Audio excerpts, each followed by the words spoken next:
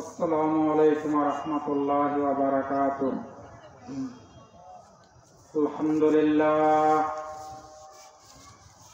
আলহামদুলিল্লাহ নাহমাদুহু ওয়া নাস্তাঈনুহু ওয়া নাস্তাগফিরুহু ওয়া নু'মিনু বিহি ওয়া নাতাওয়াক্কালু আলাইহি ওয়া নাউযু বিল্লাহি মিন শুরুরি আনফুসিনা ওয়া মিন সাইয়্যাতি আ'মালিনা। من يهده الله فلا مضل له ومن يضلله فلا هادي له ونشهد أن لا إله إلا الله وحده لا شريك له وأشهد أن محمدا عبده ورسوله أرسله بالحق بشيرا ونذيرا وداعيا إلى الله بإذنه وسراجا منيرا.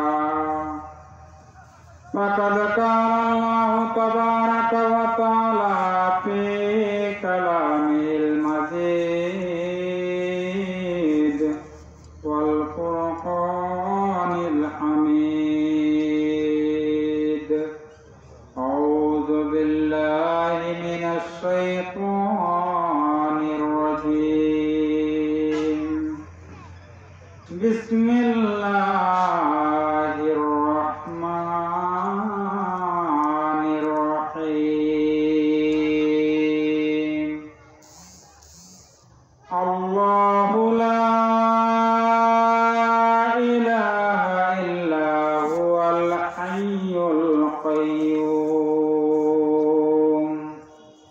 لا تأخذه سنة ولا نوم له ما في السماوات وما في الأرض من ذا الذي يشفع عنده إلا بإذنه يعلم ما بين أيديهم وما خلفهم ولا يحيطون بشيء من علمه إلا بما شاء وسع كرسيه السماوات والأرض ولا يعوده حفظهما وهو العلي العظيم. وقال رسول الله صلى الله عليه وسلم طلب العلم فريضة على كل مسلم ومسلمة أو كما قال عليه الصلاة والسلام. وقال تعالى إن الله وملائكته يصلون على النبي يا أيها الذين آمنوا صلوا عليه وسلموا تسليما. সবাই একটু দরুদ শরীফ পড়িয়ে বালাগাল আউলা বিকামালিহি কাশাফাত দুজা বিজামালিহি হাসনাত জামিউ ফিসওয়ালিহি সাল্লু আলাইহি ওয়া আলিহি বালাগাল আউলা বিকামালিহি কাশাফাত দুজা বিজামালিহি হাসনাত জামিউ ফিসওয়ালিহি সাল্লু আলাইহি ওয়া আলিহি। বিশ্বভুবনে যা কিছু আছে সকলেই মানিল তাহাদের প্রভুকে, কেবলই মানুষ শুধু যে বেহুশ মানিল না তাহারা আল্লাহকে। লা ইলাহা ইল্লাল্লাহ পড়ি, আমরা সবাই পড়ি লা ইলাহা ইল্লাল্লাহ লা ইলাহা ইল্লাল্লাহ লা ইলাহা লা ইলাহা ইল্লাল্লাহু মুহাম্মাদুর রাসূলুল্লাহ সাল্লাল্লাহু আলাইহি ওয়াসাল্লাম। রহিম নূর জামে মসজিদ, নন্দীবাড়ি, দক্ষিণ পাড়া, মুক্তাগাছা মোমেন সাহেবের উদ্যোগে আয়োজিত আজকের এই ইসলামী মহাসম্মেলনের পরম শ্রদ্ধেয় সভাপতি, উপস্থিত উলামায়ে কেরাম, আমার সামনে উপবিষ্ট আমার ইসলাম প্রিয়, দিন প্রিয় মুসলমান ভাইয়েরা, পর্দার অন্তরালে আমার মা ও বোনেরা, সবাইকে আবার অন্তর খোলা সালাম জানাইতেছি। আসসালামু আলাইকুম ওয়া রাহমাতুল্লাহি ওয়া বারাকাতুহু। সালামের জবাবটা একটু জোরে সোরে আমরা দেই। হ্যাঁ, আসসালামু আলাইকুম ওয়া রাহমাতুল্লাহি ওয়া বারাকাতুহু। সালামের জবাব দেওয়া কি? জবাব দেওয়া ওয়াজিব, তাই না? সালাম দেওয়া কি সুন্নাত, সালাম দেওয়া সুন্নাত আর জবাব দেওয়া ওয়াজিব। আজকের এই ইসলামী মহাসম্মেলনে আল্লাহ রাব্বুল আলামিন আমাকে দুইটা কথা বলার সুযোগ করে দিয়েছেন। আপনারা যারা আমার সামনে উপবিষ্ট, যারা দিনের দুইটি কথা শোনার জন্য উপস্থিত হয়েছেন, আমরা সবাই আল্লাহ রাব্বুল আলামিনের দরবারে জানাই লাখো কোটি শুকরিয়া। সবাই বলি আলহামদুলিল্লাহ, আরো জোরে বলি আলহামদুলিল্লাহ। আলহামদুলিল্লাহ বলে আল্লাহ খুশি হন, ঠিক না? আল্লাহ কি হন? যত বেশি শুকরিয়ার মাধ্যম আছে আল্লাহর কাছে, সবচাইতে বড় মাধ্যম হলো আলহামদুলিল্লাহ বলে আল্লাহ শুকরিয়া আদায় করা। সবাই বলি সুবহানাল্লাহ। যত মাধ্যম আছে আল্লাহ শুকরিয়া আদায় করা, সব চাইতে বড় মাধ্যম কি? আলহামদুলিল্লাহ বলা। কি বলা? আলহামদুলিল্লাহ বলা। তাহলে আমরা আল্লাহর কাছে আবারও শুকরিয়া আদায় করি। সবাই বলি আলহামদুলিল্লাহ, শুকরিয়া। আল্লাহ রাব্বুল আলামিন। সম্মানিত হাজিরিন, আমি যে কথা বলছিলাম সালামের ব্যাপারে, সালাম দেওয়া সুন্নাত। আগে সালাম দিলে কি কয়? এটা কি বলে? সুন্নাত। আর জবাব দেওয়াটা কি? ওয়াজিব, তাই না? সালাম দেওয়া সুন্নাত, জবাব দেওয়া ওয়াজিব। সুন্নাত আদায় করলে 10টা নেকি পাওয়া যায় সালাম দিলে, আর জবাব দিলে কয়টা? 1টা। তাহলে সুন্নাতের দাম অনেক বেশি ওয়াজিবের থেকে, তাই না? সুন্নাতের দাম কি বেশি? আসলে তারতিব অনুযায়ী ওয়াজিবের মূল্য অনেক উপরে, তারপর হলো সুন্নাত। কিন্তু এখানে সুন্নাতের মূল্য বেশি, ওয়াজিবের মূল্য কম। কারণ আল্লাহ রাসূল বলছেন, যে ব্যক্তি আগে সালাম দিল সে অহংকার মুক্ত। সুবহানাল্লাহ, সুবহানাল্লাহ। আমরা সবাই বলি সুবহানাল্লাহ। যে ব্যক্তি আগে সালাম দিল সে কি হলো?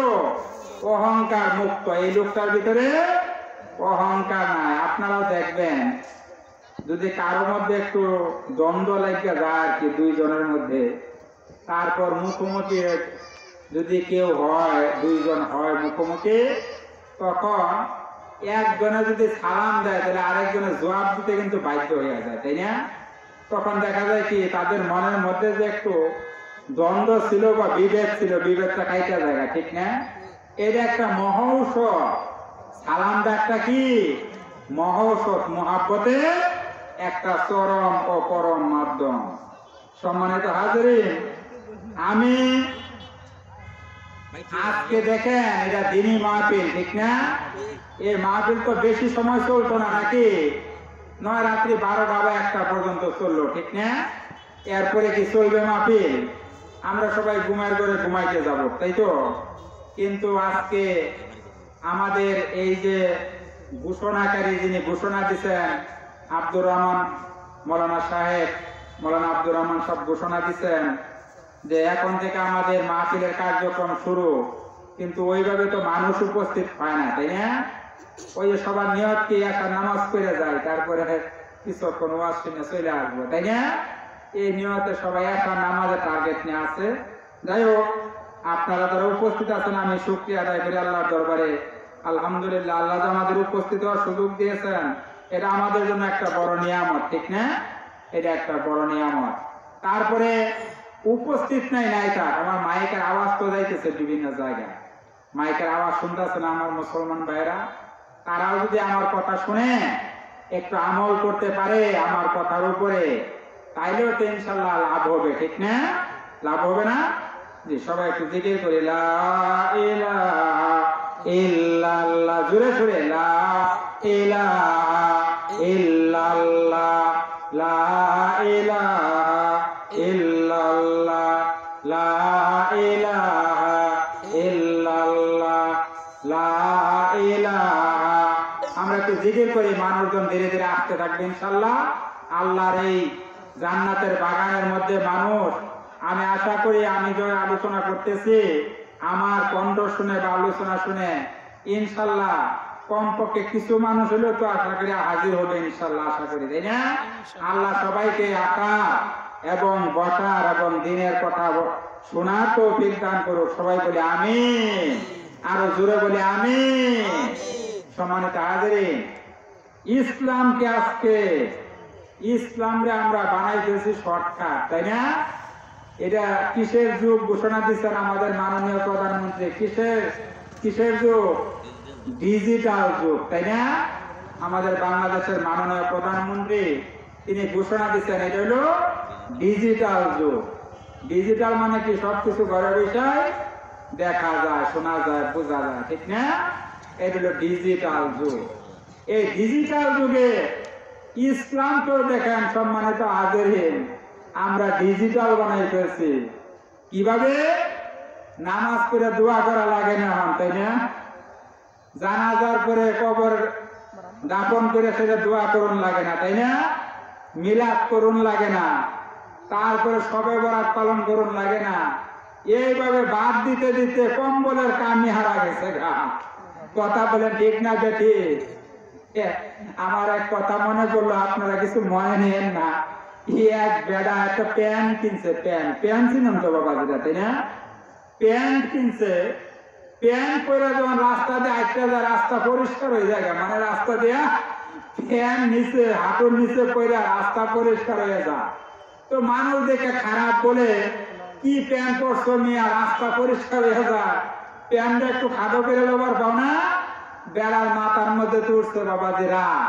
ওঠার পরে এবার বউয়েরা কইতেছে, বউ আমার প্যান্টটা একটু নিচ দিয়ে কাটটা একটু ছোটো করে খাটো করে দাওনি। বউ কয়, আমি বুড়া মানুষ, চোখকে দেই না, কোনো কাটবো আবার, আমি এটা পাইতাম না। আইসা বউয়ে পাইলো না, এবার দয়া কইতেছে তোমার মেয়ের কাছে লইয়া যাও।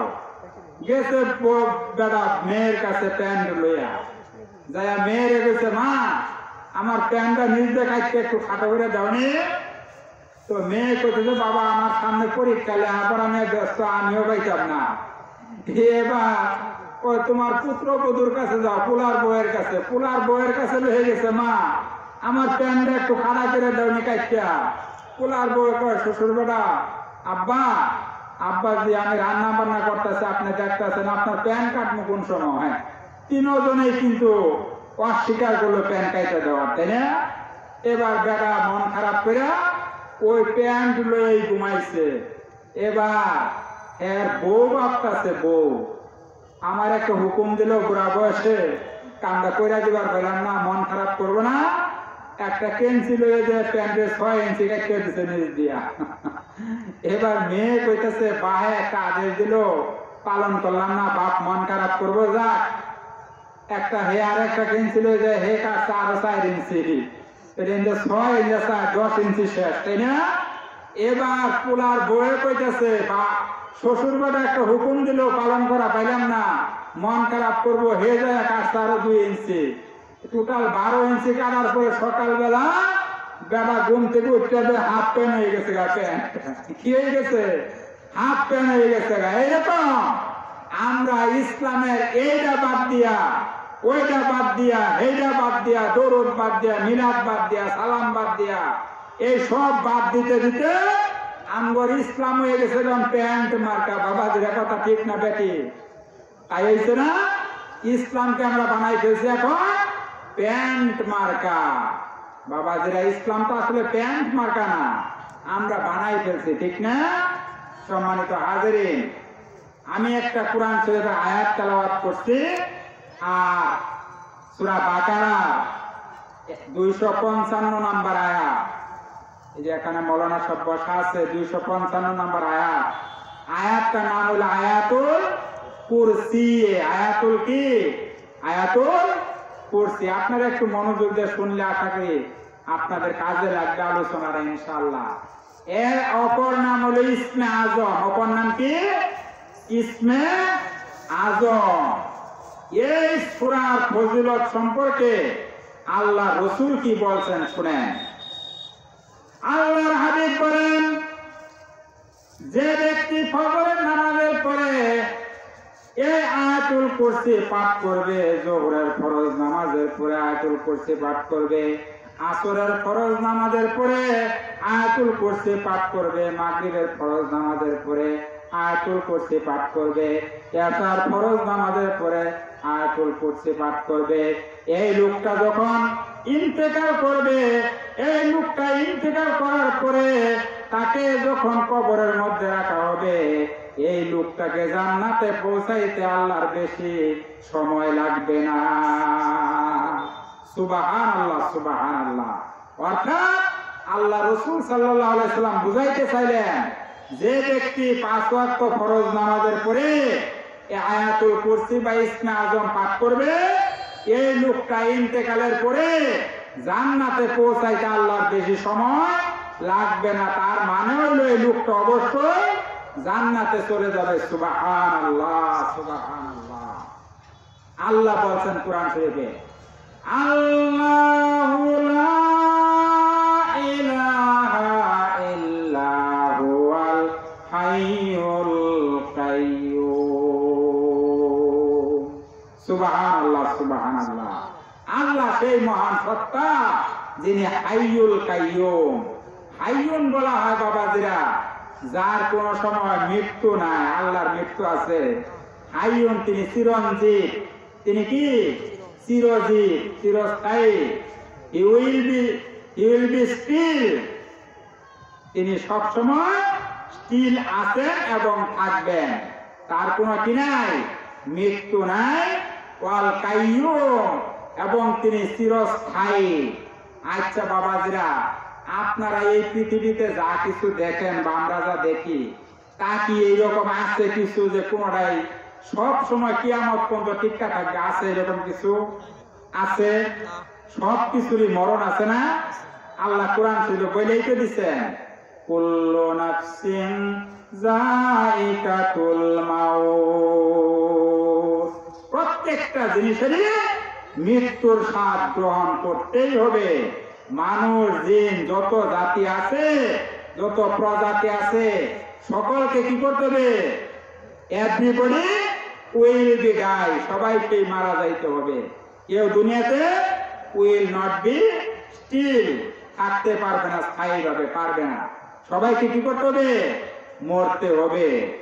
কিন্তু আল্লাহর মরণ নাই। আল্লাহ কোরআনে স্পষ্ট করে বলে দিয়েছেন, আল্লাহু লা ইলাহা ইল্লা হুয়াল হাইয়ুল কাইয়্যুম। আল্লাহর কোনো মৃত্যু নাই, তিনি চিরঞ্জীব, চিরস্থায়ী। ঠিক না বাবাজিরা?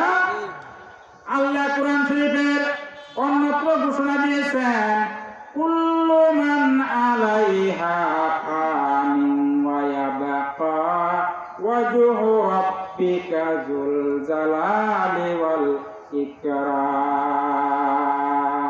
জোরে বলি আল্লাহু আকবার।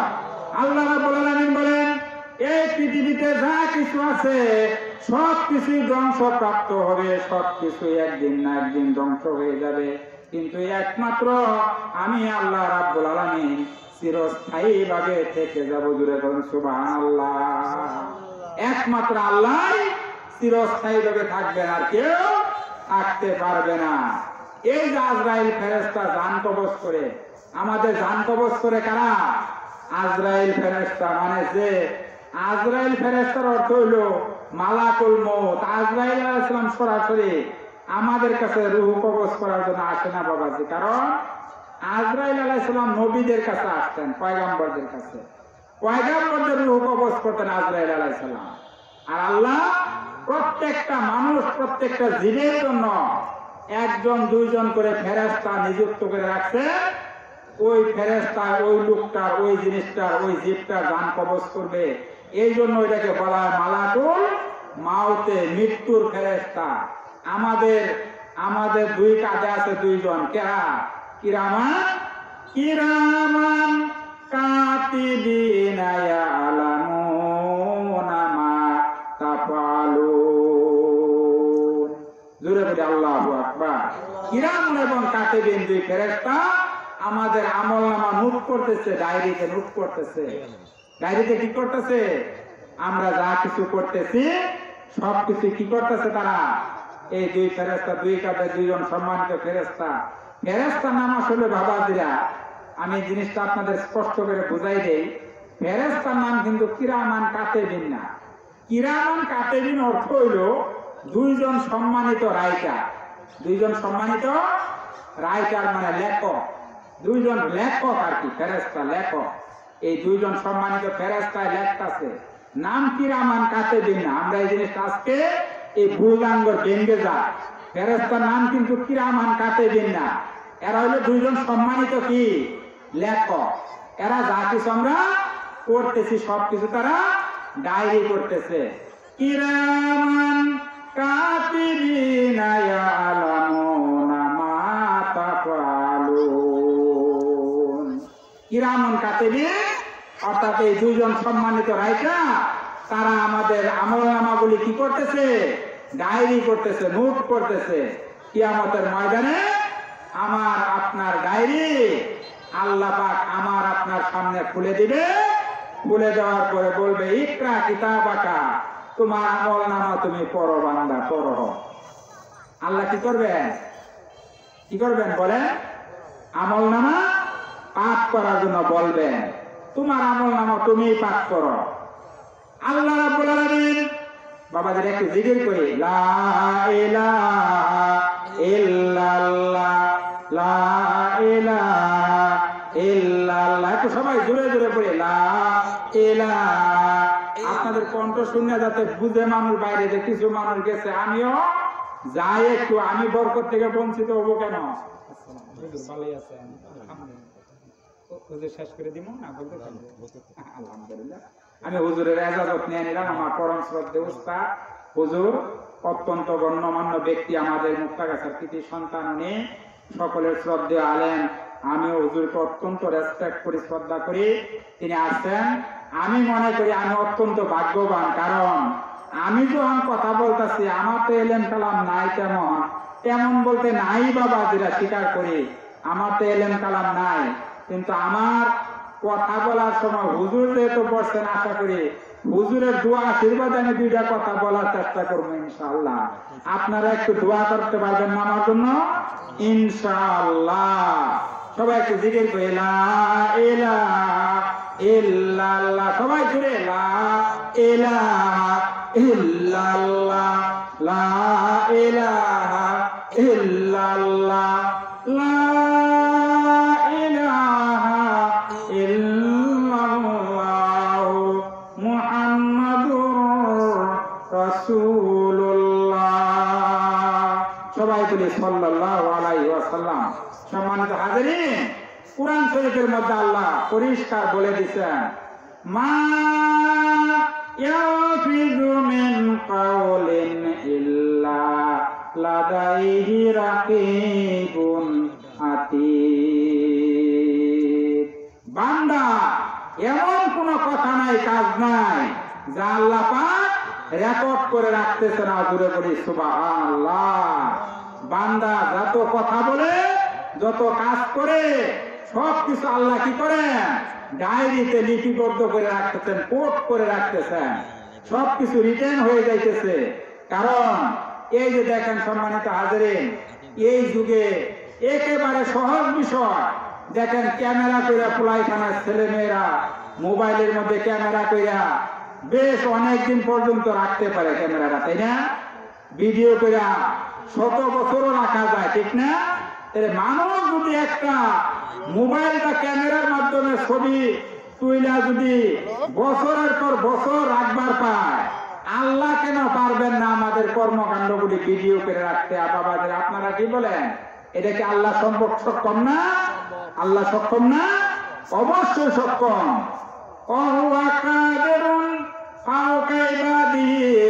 বান্দা যা করতে পারে না আল্লাহ রাব্বুল আলামিন তা সবকিছুই করতে পারেন। সবাই বলি সুবহানাল্লাহ। এই যে আজকে দেখেন জীবনে বাবাদিরা যা কিছু আমরা করছি, ভুল করি শুদ্ধ করি যাই কিছু করছি, আজকে তো একটা দিনই মাহফিলে বসছি, তাই না? হতে পারে চান্স, মেবি হতে পারে, সম্ভাবনা আছে আপনি আমি আল্লাহকে বলবো আল্লাহ জীবনে ভালো কাজ তো করতে পারি নাই, কিন্তু ওই যে নন্দীবাড়ি কি জানি রহিম নূর জামে মসজিদের উদ্যোগে একটা ইসলামী সম্মেলন হয়েছিল, ওই সম্মেলনে যে বৈশা উলামায়ে কেরামের কিছু কথা শুনছিলাম। আল্লাহ তুমি আমাদের এই খাতিরে মাফ করে দাও।